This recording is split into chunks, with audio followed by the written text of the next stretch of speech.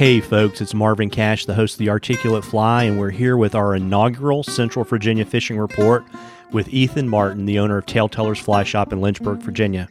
How's it going, Ethan? I'm doing good today. How you doing? Oh, I'm getting there. Just trying to cool off. I'm sure you are too. Yeah, it's been pretty toasty down here.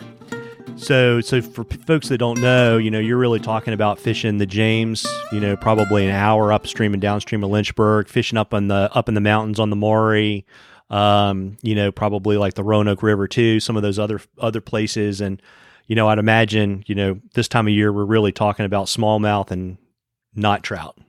Yep. Yeah, this isn't necessarily the time for trout fishing in our region, just because the water temps are so hot, and most of the trout streams within like an hour of here, which is Lynchburg, are freestone style streams, so they get pretty toasty as August rolls around. So it's really boiled down to smallmouth, like you said, fishing the James, and then a lot of the tributaries to the James. Got it. And so what are you seeing on the smallmouth bite and other warm water species in your neck of the woods? It's been a weird year, to say the least, for the James.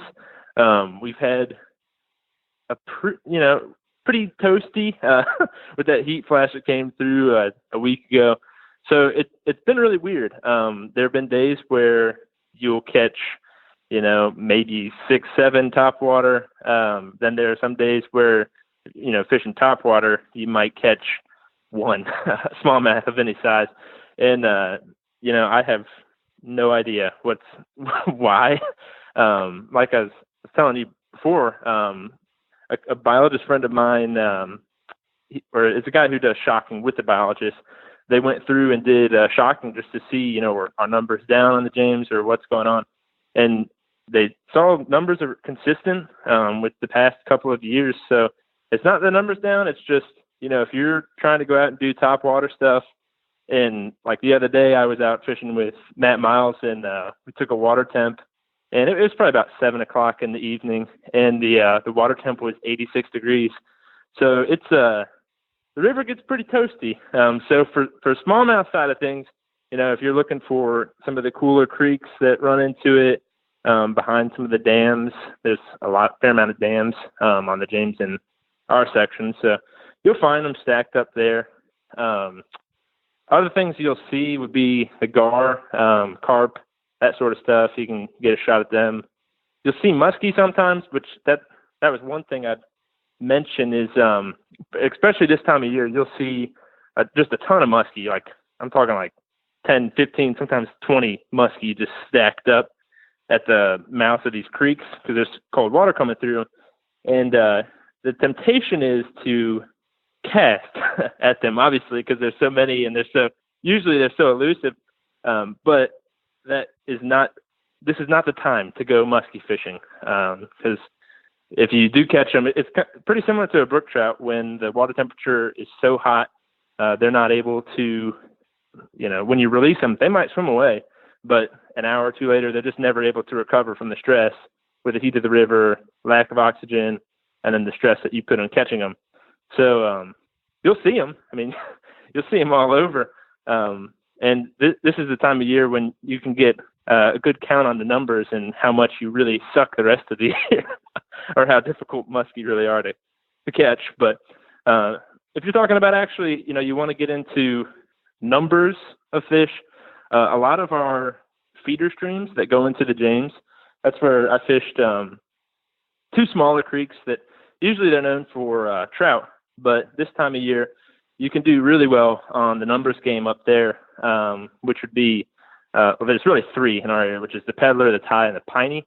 And most people in this area are going to be fishing those for trout.